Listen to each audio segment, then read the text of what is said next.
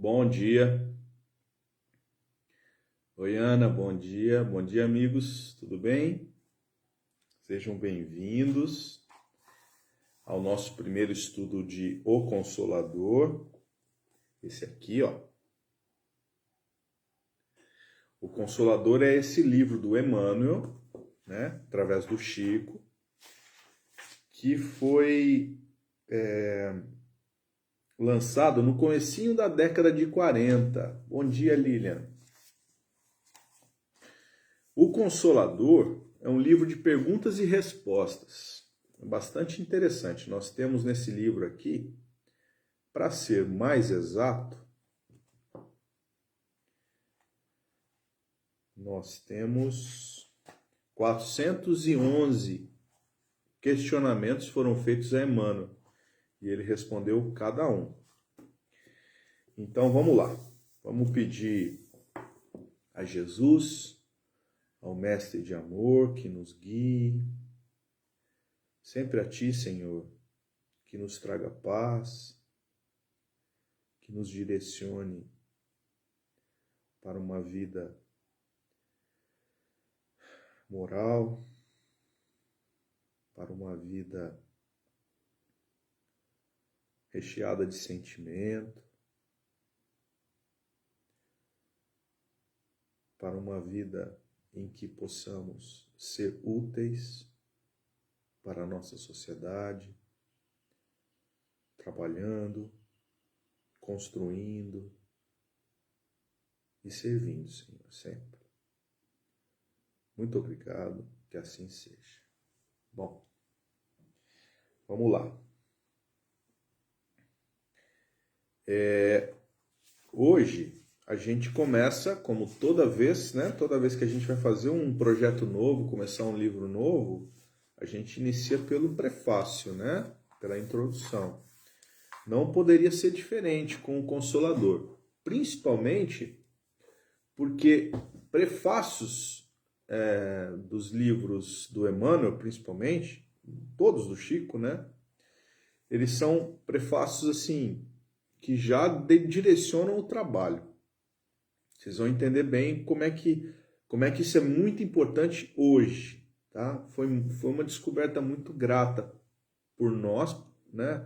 Pelos espíritos que eles mostraram para a gente, e vai ser um estudo bastante rico. Na introdução, o Emmanuel intitula o prefácio de definição. Ele sempre tem um título, né? Os prefácios do Emmanuel sempre tem um título. Então esse aqui, definição. Ele conta a história de como foi feito o livro, né? Da onde nasceu o Consolador, o livro O Consolador. Bom, o Consolador ele nasceu de uma proposta que partiu de um dos espíritos que se comunicavam no grupo Luiz Gonzaga, lá em Pedro Leopoldo, quando o Chico ainda morava em Pedro Leopoldo. Desculpem, gente, mas eu preciso ficar bebendo líquidos por causa eu tô muito congestionado, né? Eu tô um pouquinho combalido aí, mas tá passando, tá? Em Pedro Leopoldo. Pedro Leopoldo é na região a grande Belo Horizonte, né? Uma região bastante populosa hoje. Na época de Chico talvez não era tanto, mas Pedro Leopoldo ficou conhecida por causa da mediunidade do Chico, né? E lá, nesse grupo, Luiz Gonzaga, muitos amigos que o Chico foi fazendo durante a vida participavam de reuniões só com os médiuns ali, com o Chico, eram reuniões mais intimistas. E numa dessas reuniões, em 1939, especificamente no dia 31 de outubro de 1939, um dos espíritos que estava acompanhando ali o trabalho propôs ao grupo, né, que se fizessem perguntas ao Emmanuel, né, e o Emmanuel responderia a todas. e que essas perguntas elas seriam organizadas num compêndio, num livro, né? E aí eles se empolgaram e começaram a fazer todo tipo de pergunta, né? Relacionado, claro, nada pessoal, né? Perguntas relacionadas à doutrina espírita, certo? E o Emmanuel confirmou, né, um pouquinho depois, que esse livro ele seria realmente editado dessa forma, sobre perguntas e respostas, né?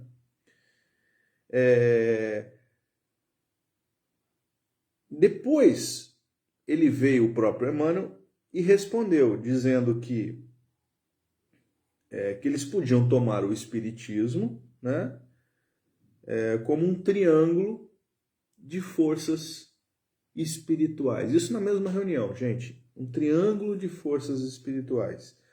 E aí ele propõe para o grupo centralizar as questões, mesmo porque depois a gente foi entender que não dá para escapar disso, né? Falando seriamente sobre espiritismo, que não dá para escapar do tríplice aspecto do espiritismo, que é ciência, filosofia e religião. Então, todas as questões que foram trazidas para o Emmanuel, que foram 411, pelo menos as 411 foram publicadas, né? Elas foram questões que ou eram científicas, ou eram filosóficas, ou eram religiosas, né? E aí tratou o espírito de professor do Emmanuel de separar essas questões. Então o livro ele é separado em 3 partes. Primeira parte, ciência. Segunda parte, filosofia. Terceira parte, religião.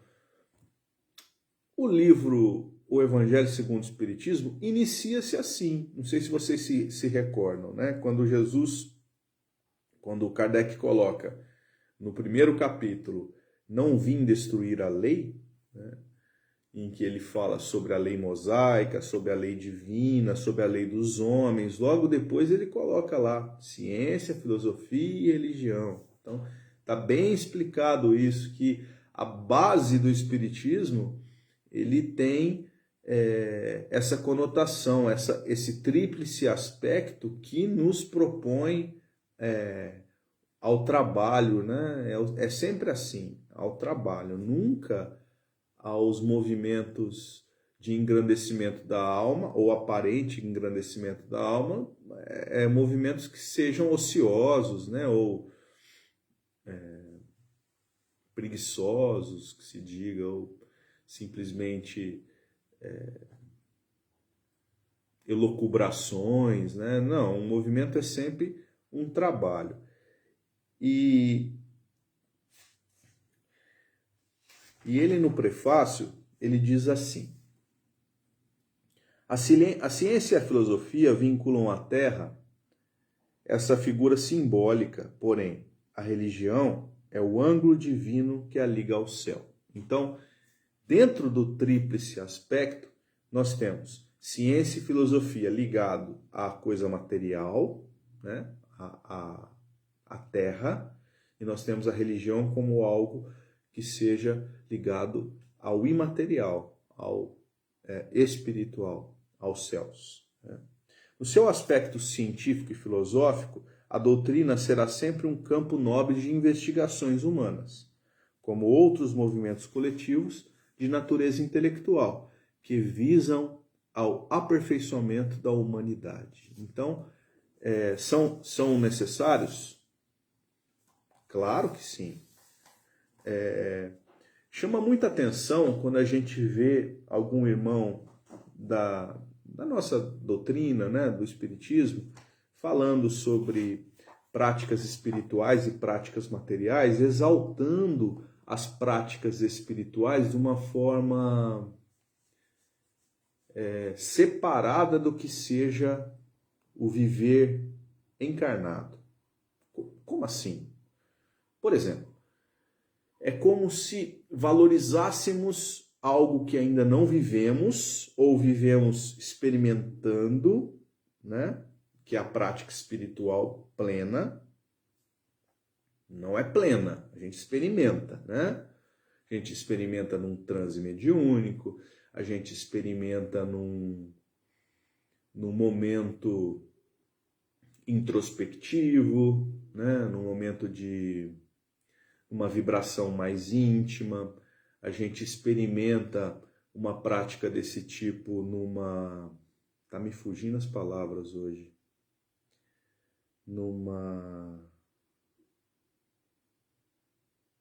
meditação, a gente experimenta quando a gente dorme, né? E o corpo fica e o espírito ganha liberdade. Então, claro que a gente tem movimentos para o infinito, para o que é invisível. Nós temos isso, né? Só que ele não é pleno. Então, a vida que a gente tem hoje aqui, falando a encarnados, ela é material, né? Quase que toda ela material. Então, me chama muita atenção quando alguém diz assim, o mais importante é a vida espiritual, então vamos levar uma vida agora desapegado da matéria. Como? Como nós iremos desapegar da matéria no estágio de vida que nós estamos? É possível? Não, é possível não valorizar em excesso a matéria. É isso. Esse seria um pedido mais claro e mais lógico. Agora, não valorizar a matéria, não vivenciar a matéria, ou não valorizar de forma alguma a matéria, como isso vai acontecer? Eu estou encarnado, não tem como. Não existe isso. Né? Não existe, não tem como. Não é possível. Então, assim, sejamos práticos. Se a gente está vivendo esse momento, é porque Deus quis. Se Deus quer, Deus determina isso pra gente, vivamos da melhor maneira possível, tentando nos ligar com o alto, tentando nos entender a vida em essência, para que depois, lá no futuro espiritual, quando nós desencarnarmos e formos viver plenamente o que seja espiritual, nós colhamos os bons frutos da nossa passagem, da nossa última passagem na Terra, que é o somatório de todas as outras que nós tivemos para trás, né? Não tem nada em esquecimento, né? O esquecimento é do espírito encarnado, esquecimento momentâneo, mas a vida, em essência, ela não pode ser olhada só para esse momento que nós estamos aqui agora. Nós temos existências, né? Vidas anteriores, e isso tudo se une ao projeto que nós temos hoje, né?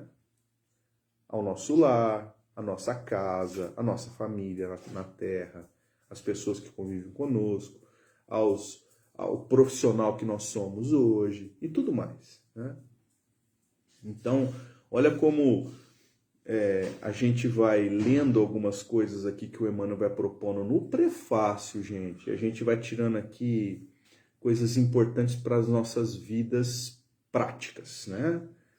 Para entendermos que é preciso dar praticidade no Espiritismo, tá? É preciso que nós tenhamos, que saiamos daquele discurso muito doce, né? Ladeado pelos livros da codificação, ladeados pelo pensamento espírita, e a gente seja mais prático, utilizando tudo isso, mas de uma forma mais unida com o momento. Os grandes erros das religiões do passado, essas que a gente, do passado assim, do passado presente, né? Das religiões que se fundamentam demais na letra, né? O grande erro foi não entender isso, né? Ou não vivenciar isso. E esse erro pode ter sido deliberado, a gente não vai ficar acusando ninguém, tá? Ou pode ter sido um erro ao acaso, sem querer mesmo, não sabia o que estava fazendo.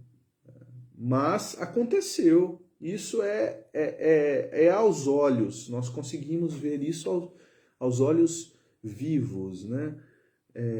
Não vivenciar o aqui e agora, ficar só pensando lá no futuro.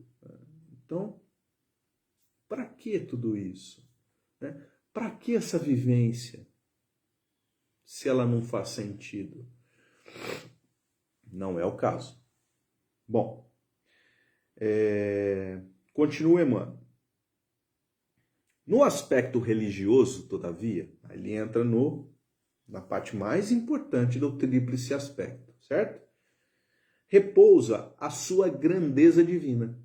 O Espiritismo, a grandeza divina do Espiritismo está na sua religião. Então, não dá para dizer que o Espiritismo não é uma religião. Isso é uma outra coisa que deu um debate muito grande, dá ainda, né? O Espiritismo não é religião, a gente costuma dizer isso, né? É sim, é religião. Porque o termo religião significa religação, né? Religação é um retorno, né? Sabe quando antigamente, né? Hoje não acontece mais, muito difícil. Mas antigamente você estava falando no telefone, de repente, pum, caía a ligação. Pam, pam, pam. Era muito comum isso acontecer. Hoje é mais difícil. Então você está falando no telefone, cai a ligação. Assim? Então, você ligar de novo é em essência o que seja religião. Ligar com o quê? Né? Com Deus? Sim, mas entendendo que Deus não é a gente nunca esteve desligado de Deus, nada está desligado de Deus. Deus comporta tudo, né? Mas é uma interrupção que nós causamos, né, no que seja realmente de cunho importante para a existência. É isso que nós estamos dizendo da praticidade, né? Utilizar as coisas espirituais, científicas, filosóficas, para o nosso ambiente prático, para a nossa vida prática, para o dia a dia. Do contrário, nada faz sentido, ok? Continua. No aspecto religioso, todavia, repousa a sua grandeza divina, por constituir a restauração do Evangelho de Jesus Cristo, estabelecendo a renovação definitiva do homem para a grandeza do seu imenso futuro espiritual. Então, assim, renovação definitiva do homem agora, para fazer uma melhor trilha para o futuro, né? A fim de intensificar os nossos conhecimentos relativos ao tríplice aspecto do Espiritismo, poderemos continuar com nossas indagações? Pergunta um dos amigos encarnados aqui para o Emmanuel.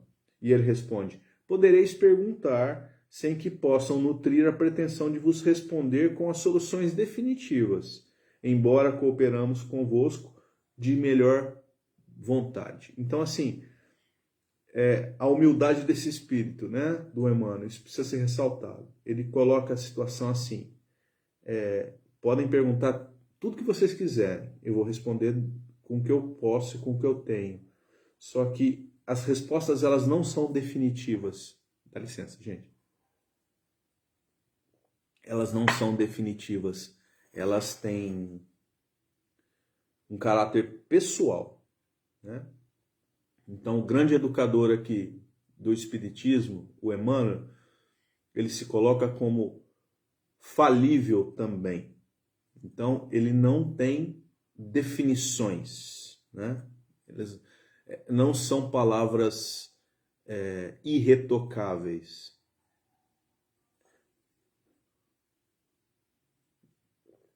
Me parece um cuidado do Emmanuel de não parecer arrogante, prepotente e dono da verdade, né? Me parece mais isso. Mas todas as questões, e a gente vai trabalhar todas as semanas aqui, as questões aqui do Consolador, elas são respondidas com muita firmeza, tá? Em nenhum momento nós lemos já o livro já muitas vezes, já estudamos esse livro, estudávamos esse livro junto a Ivani, lá na nossa casa aos domingos.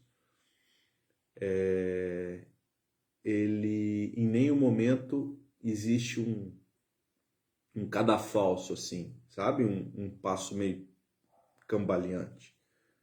Sempre foi direto. E direto porque ele sabia do que ele estava falando, certo? Ele é um espírito realmente que tem uma grandiosa missão, né?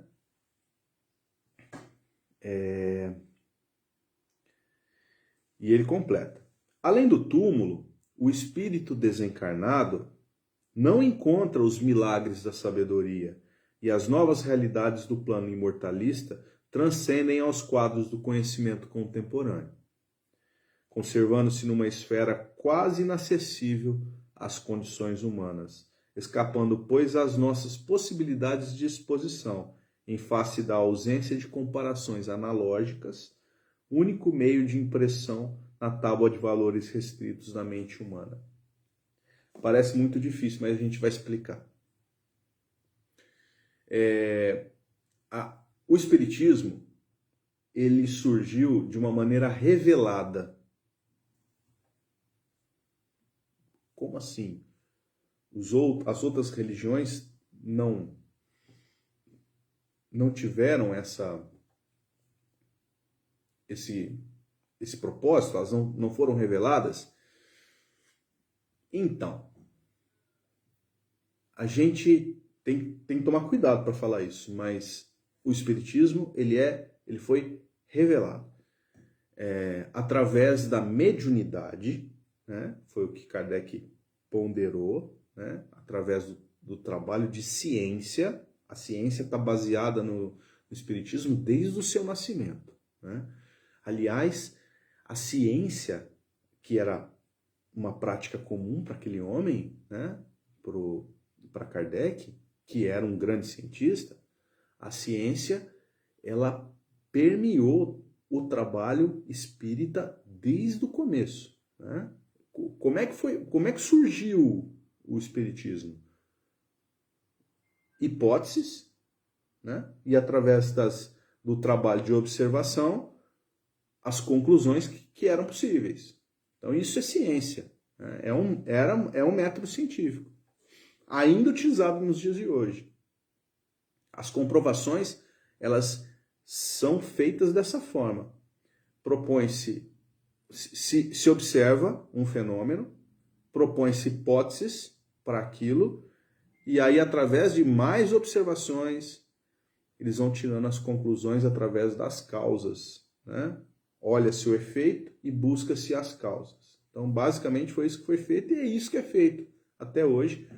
Nós não vamos entrar nesses assuntos, porque senão a gente vai ficar muito tempo falando disso. Mas o que o Emmanuel disse aqui nessa questão é que existe uma revelação na doutrina espírita, né? A doutrina espírita é toda revelada, parte do espiritual e chega no plano encarnado. Então, tudo que a gente pratica hoje no espiritismo, ela veio do plano espiritual, não foi criação dos homens aqui, né? Então, a ciência que a gente chama de espiritual, ou espiritualista, ou espiritista, ela é uma ciência que estuda o fenômeno invisível, não o que é visível, não o que é material. Então é uma ciência à frente do nosso tempo. Por isso que a gente não tem confirmações materiais conclusivas para muitas coisas. Uma vez eu conversava com um amigo, olha que coisa interessante. Uma vez eu conversava com um amigo que conhece muito mais espiritismo do que eu. Eu para falar a verdade, estou aprendendo demais. Eu abro um prefácio do Emmanuel e eu falo assim, meu Deus, eu não sei nada. E esse amigo já estuda espiritismo há muitos anos, 40, 50 anos, tranquilamente. E eu conversava com ele sobre exatamente essa questão da ciência, né? As comprovações dentro do espiritismo. E eu dizia para ele, eu falei, puxa vida, mas existem filmes, olha só o que eu vou dizer, existem filmes, existem fotos, relatos relatos de centenas de pessoas a respeito de um fenômeno espiritual acontecido, por exemplo, com Kate King. Kate King era um espírito, uma moça, uma senhora, que se materializava. Né? Então existiam médiums, né? Ela foi estudada pelo, se não me engano, é William Crookes. Eu acho que é ele, tá? Pode ser que eu esteja enganado.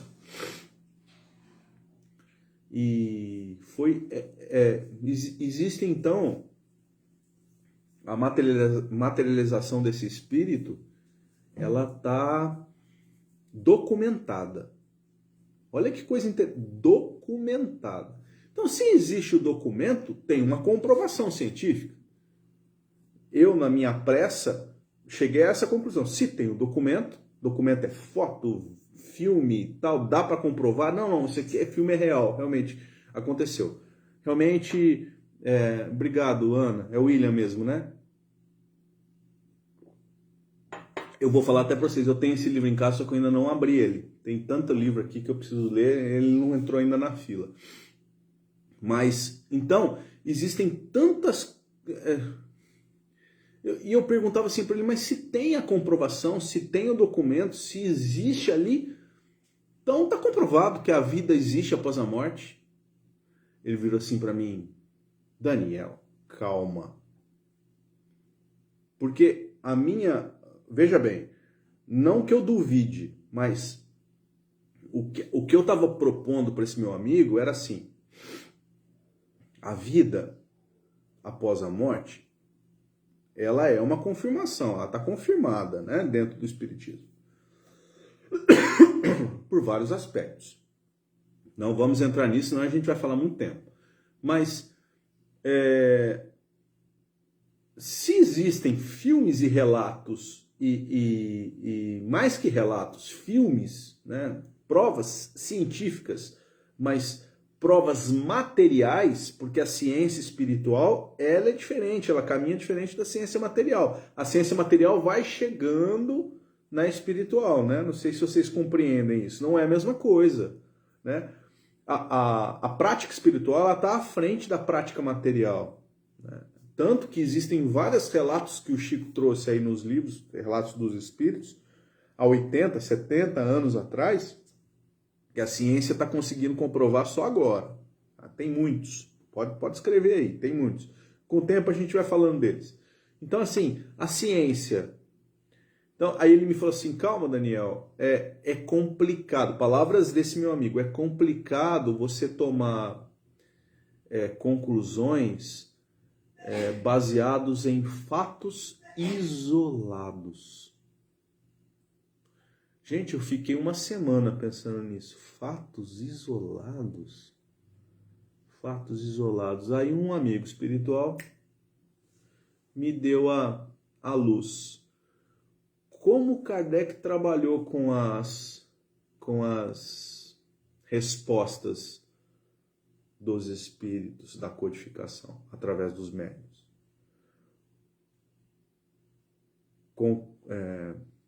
Vamos usar as palavras que ele usou. Concordância universal das mensagens, concordância universal dos ensinos. Essas são as palavras exatas. Então, assim, é preciso que uma verdade seja confirmada por muitas pessoas ou muitos lugares, quanto mais melhor, do que uma verdade que é confirmada só por uma pessoa, ou só por um local, ou só por um grupo espírita. Então a ciência espiritual, ela demanda essa questão. Se nós tivermos uma comunicação espiritual exclusiva de um grupo espírita, de um grupo que estuda, e não tivermos essa mesma comunicação ou parecida em outros lugares, a tendência é que o espiritismo, como ciência, reprove essa comunicação ou deixe ela, no mínimo, em stand-by lá, não tem comprovação, melhor não divulgar, tá? Não que ela esteja errada, não é isso, mas melhor que não divulgue, Por quê? Porque precisa de uma confirmação. Como nós não temos a confirmação material, é preciso que se pense, pondere um pouco mais e veja se existem outros lugares que estão falando a mesma língua. Então, esse livro, O Consolador, ele trata disso, né? Ciência, filosofia e religião.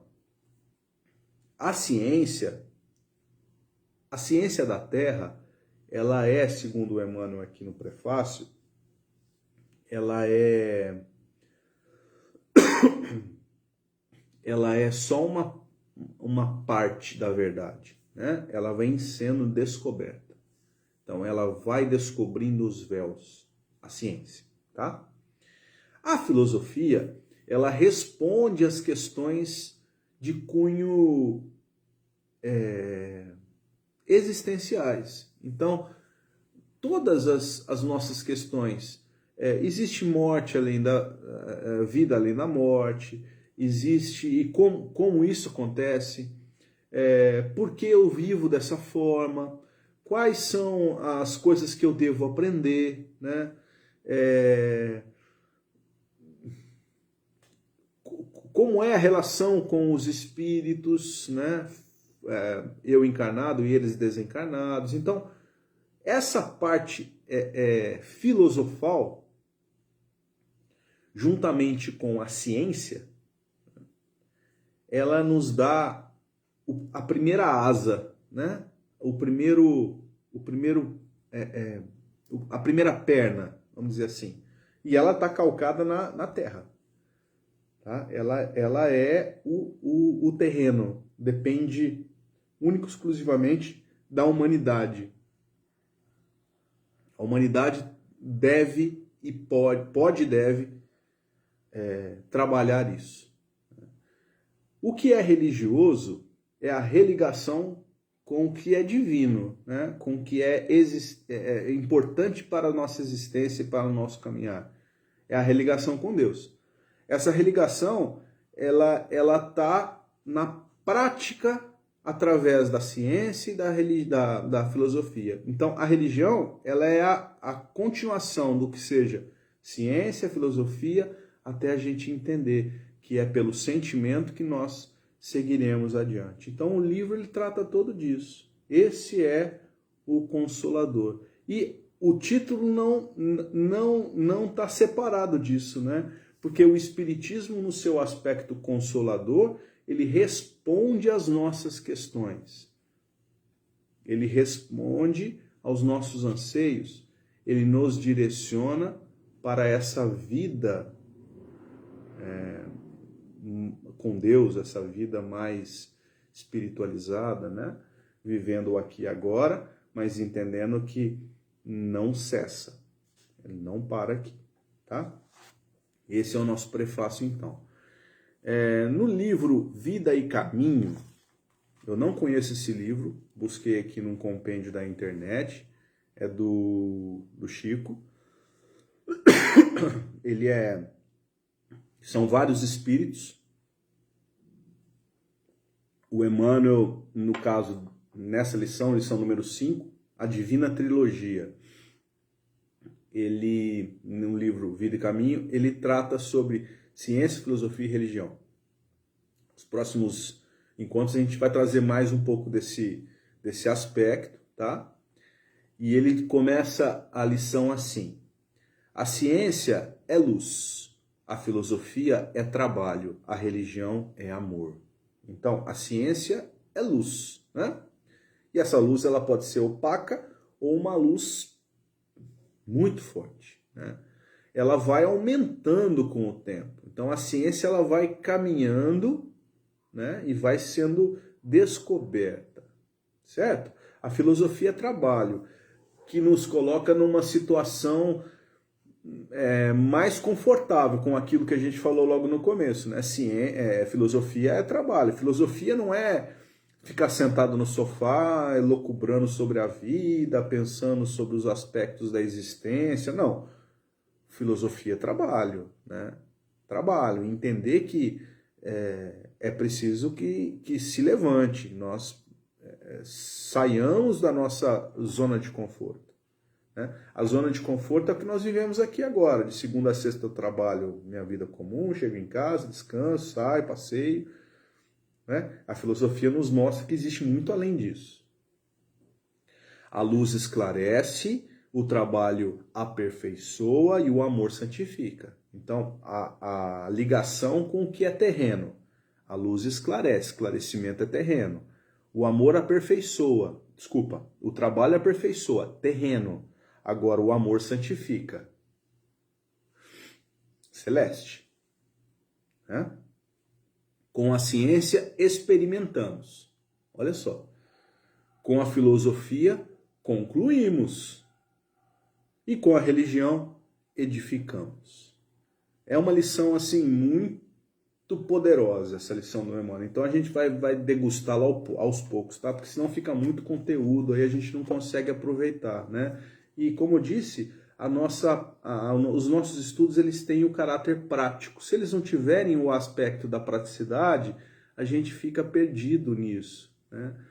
A gente não consegue lidar com a nossa vida. E é preciso que a gente transfira tudo que a gente vem conhecendo, aprendendo, cultivando para a vida, gente, tá? Vou só dizer para vocês como é que a gente vai conduzir esse estudo, todos os domingos. Como eu disse para vocês, o livro todo, o Consolador, é um livro de 411 questões e elas são separadas por temas. Mas antes disso, elas estão separadas por 3 grandes temas, tá? Três maiores, que é ciência, filosofia e religião, como a gente está falando disso hoje, tá? Primeira, segunda e terceira parte. Como é que a gente vai conduzir o estudo de hoje? Como nós já entendemos que ciência, filosofia e religião devem caminhar juntos, né?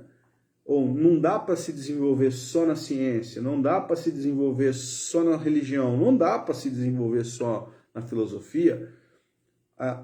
O Espiritismo nos pede que nos desenvolvamos por inteiro. Então, a gente vai fazer, cada um dos nossos estudos, a gente vai pegar uma questão da ciência, uma questão da filosofia, uma questão da religião. E vamos estudar essas 3 juntas, tá? Essa é a proposta do estudo. Foi uma proposta das equipes espirituais que nos acomodam aqui, que nos conduzem. Acomodam não, que nos conduzem.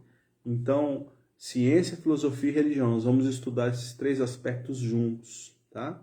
E vamos levando dessa forma. Se acontecer de um estudo ficar incompleto, a gente volta no outro domingo com o complemento.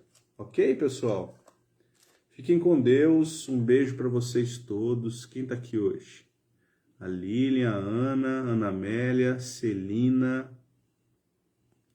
Bom dia a todas, viu? Obrigado por estarem aqui conosco. Bom domingo para todo mundo. Beijos.